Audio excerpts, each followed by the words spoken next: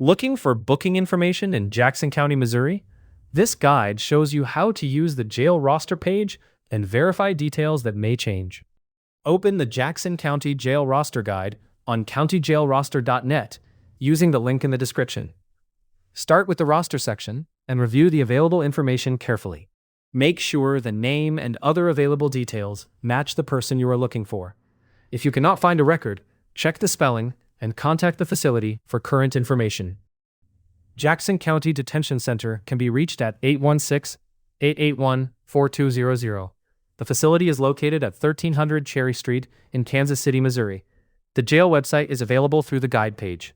Jail roster information can change after bookings, releases, or transfers. A roster entry is not a court judgment and does not prove guilt.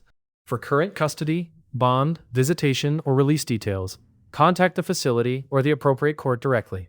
CountyJailRoster.net is not a government agency.